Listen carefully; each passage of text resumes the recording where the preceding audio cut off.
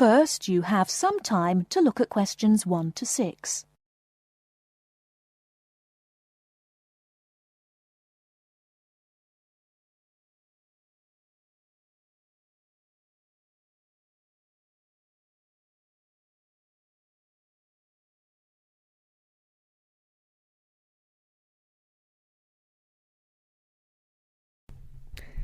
Good morning, Towers Car Insurance. How can I help you? Hello, I was wondering if you could give me a quote for my car, please. I'd like to insure it for a period of 12 months. Certainly. I need to take down a few details first of all. Can I have your name, please? Certainly, it's James Bartolo. Sorry, can you say that again, please? Sure, James Bartolo. That's Bartolo. OK, thanks. And your date of birth? It's the 1st of the 8th, 1973. Great. And can you give me your address, please? Sure, it's 146 Eastern Road, Chester. Fabulous. Now, is the insurance for just yourself? No, actually my wife drives the car too. Her name is Alice Jackson and her date of birth is the 23rd of the 4th, 1968. That's OK. I just need to write yes or no and the make and model of the car you wish to insure. It's a 1998 Ford Laser. OK. And do you have any idea of the value of the car? Yes, it's around £4,000. I only bought it about a week ago. Before you hear the rest of the conversation, you have some time to look at questions 7 to 10.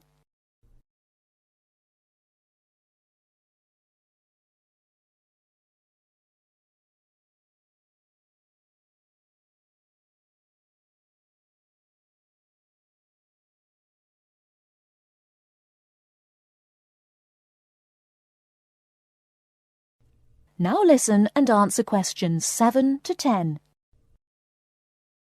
OK. And do either you or your wife have any previous convictions or disqualifications?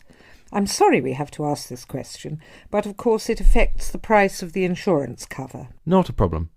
No, actually we both have clean driving licenses. Nothing so far, touch wood. Good. So I can write none for that question. Now, who were you previously insured with? With Aitken Insurance. I'm sorry, could you spell that? Yes, it's Aitken. I actually have a 3 years no claims bonus too. Great. That will bring the price down a little for you too. OK, if you just give me a few minutes, I'll work out a price for you now. That looks like it will be £275 per year. That sounds good to me. Can I pay for that now over the telephone? That is the end of part 1. You now have half a minute to check your answers.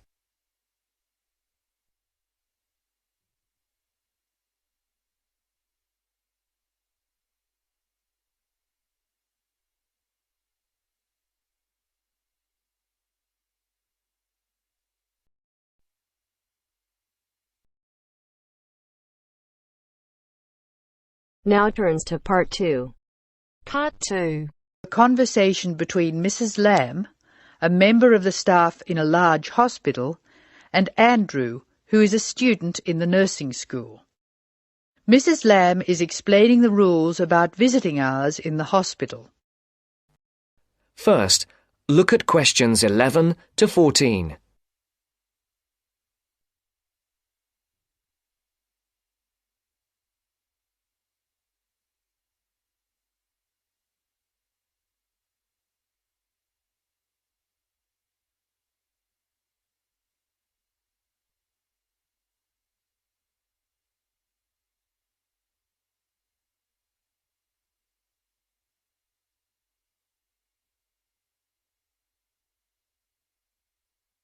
Listen carefully.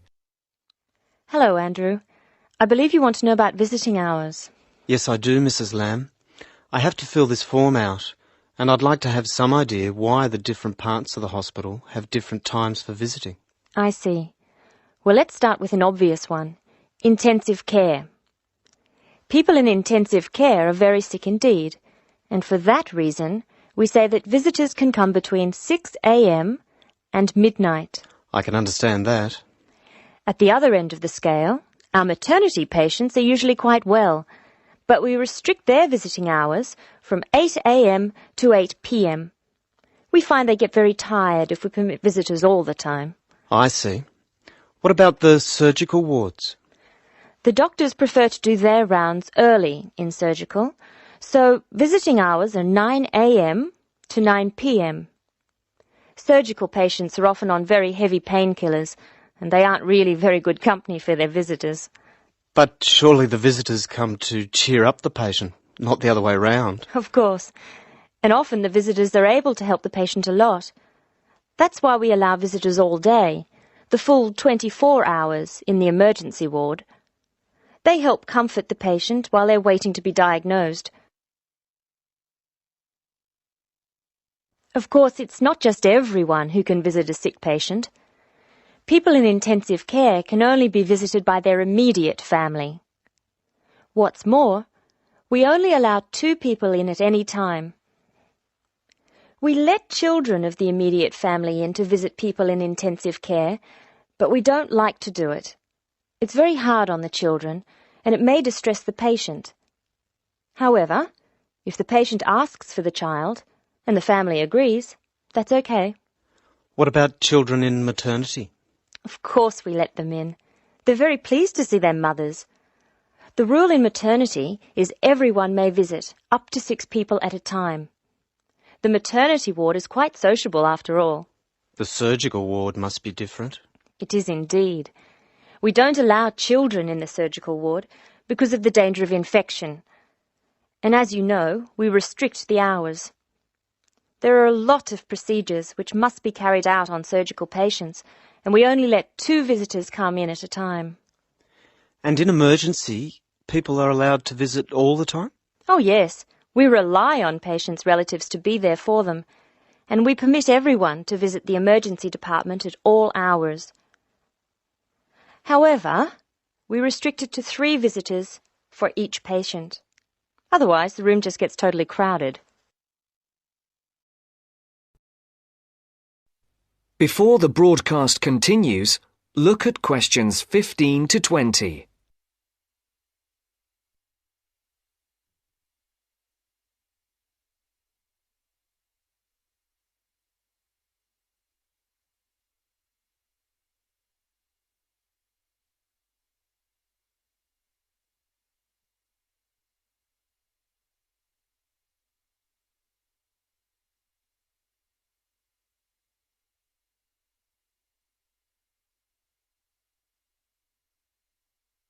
You will now listen to the second part of the talk.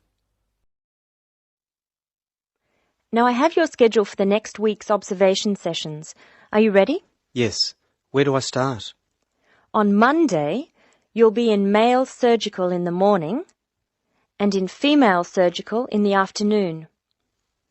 You'll be following Dr. Shea on her rounds. Thank you. And on Tuesday?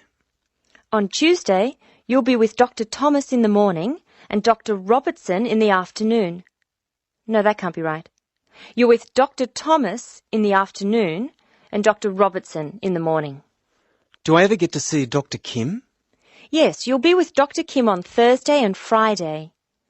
She'll take you through the children's ward and through our new teenage ward for 12 to 15-year-olds. Great. I've read a lot about that new ward. Will I see the schoolroom? Maybe another time. And what will I do on Wednesday? On Wednesday, you'll join the other students for lectures. You'll be in the Redmore lecture room between 8 and 10 a.m. and later between 2 and 3 p.m. Thank you. Do you know how big my class is?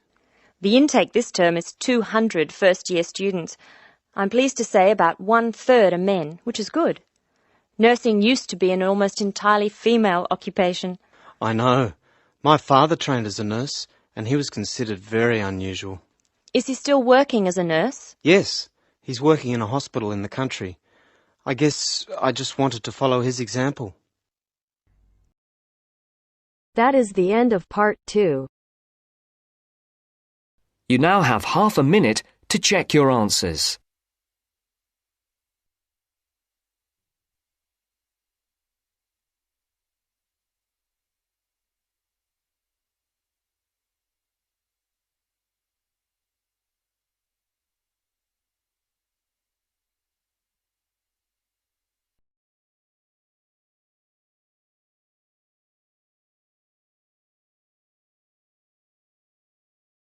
Now turns to part 3.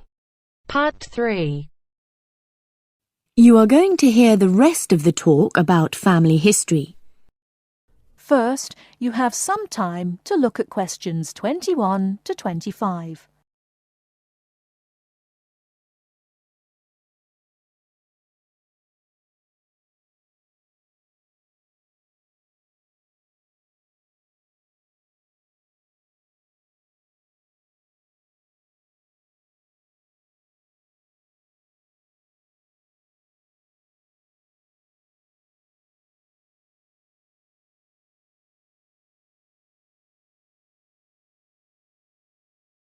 Now listen carefully and answer questions 21 to 25.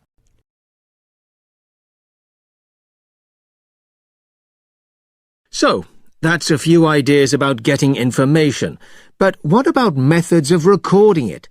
Of course, you can just write down what family members say. But it's even better if you can use a tape, so that you can record them as they're talking. Then you don't have to worry too much about making mistakes. You'll always be able to listen to it again. But whatever method you do use to record information, remember that it's very important to make a note of exactly how you got it. So, if you are using tape, always start the recording by saying the date and the place, as well as the name of the person you're interviewing. So, apart from people's memories, where else can you find information? Well, there are all sorts of documents, and they can be extremely useful. People keep lots of kinds of documents in the home, like photos or letters or diaries or birth certificates. And some people keep things from newspapers, like obituaries. Obituaries are announcements of a person's death, and they usually contain a lot of detail about that individual, like address, occupation, date of death, as well as the names and ages of the widow or widower and the dead person's children. So, be creative.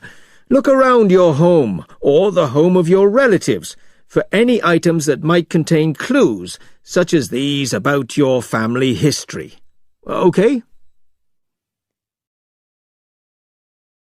Before you hear the rest of the talk, you have some time to look at questions 26 to 30.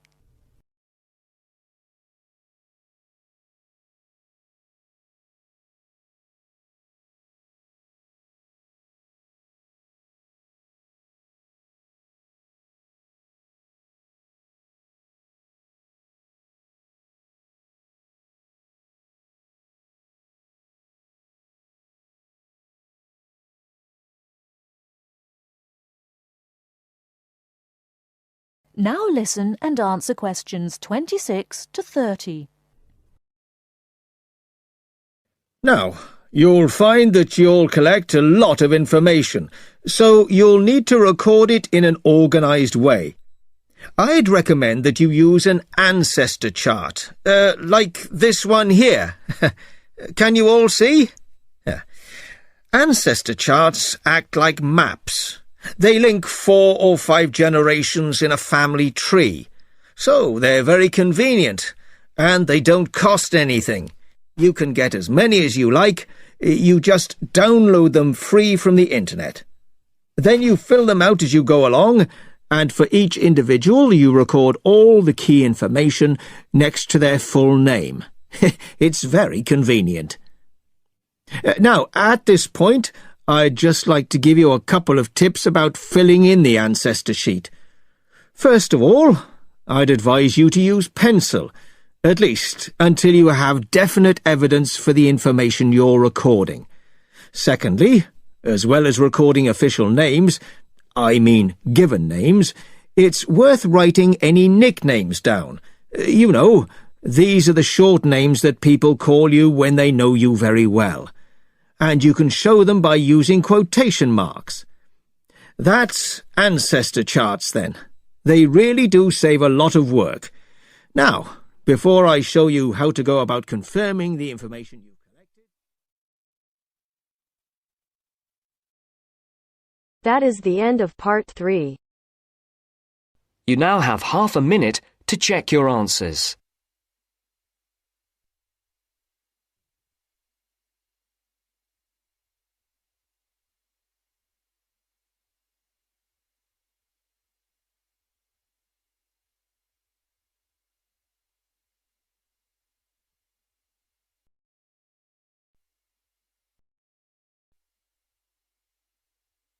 Now turns to part 4. Part 4. We're going to hear a talk on wild rice. First, you have some time to look at questions 31 to 40.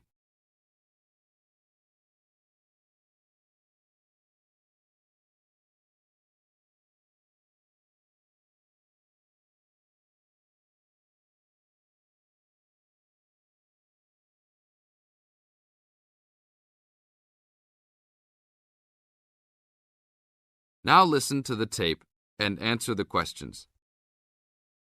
Good morning. Today we'd like to talk about wild rice. Contrary to what many people believe, wild rice is not rice at all, but a grass. Much of it sold in the world today is not even wild, but rather cultivated varieties that do not occur naturally. Wild rice is really an annual aquatic seed found mostly in the upper freshwater lakes of Canada, Michigan, Wisconsin, and Minnesota in North America. Indians gathered wild rice before any explorers set foot on the North American continent. Early explorers were greatly impressed with the strength and hardiness of the woodland Indians, and attributed their vitality to their ample servings of wild rice. Wild rice can grow in water as shallow as 3 or 4 feet along marshes and muddy waters. A tall plant, it grows to a height of 8 to 10 feet, with a long flower cluster that reminds one of a narrow broom.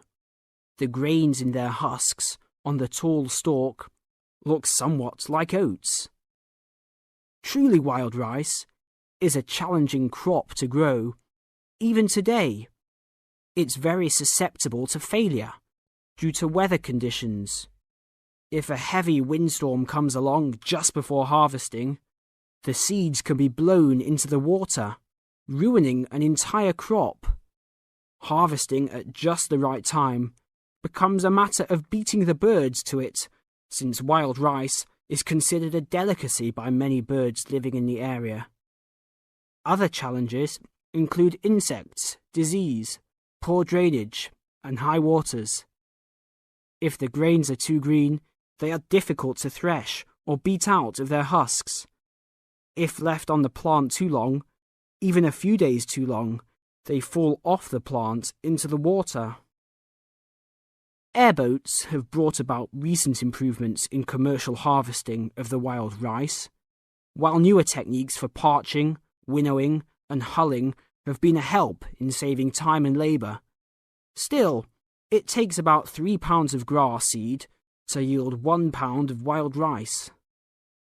Buyers should be aware of 2 types of wild rice, gathered and commercial.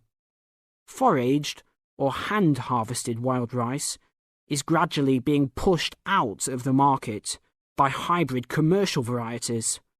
Hand-harvested wild rice makes up less than 20% of the market today. Heirloom varieties of this foraged grain still exist. In fact, it is the only heirloom grain sold commercially. However, package labels can be deceiving. Though the label may read Indian harvested or organic, the product may be hybridized wild rice placed in freshwater lakes and gathered by Indians in airboats. Hand-harvested, organic, and from the Great Lakes region is the real thing, with superior flavour and aroma, but it may be difficult to find. Though wild rice is one of the most expensive grains, it goes a long way. Some say that 1 pound of the grain can feed 30 people. To compensate for its high cost, try combining wild rice, half and half, with brown rice. For a truly colourful presentation, try 1/3 of each: white rice, brown rice, and wild rice. That is the end of part 4.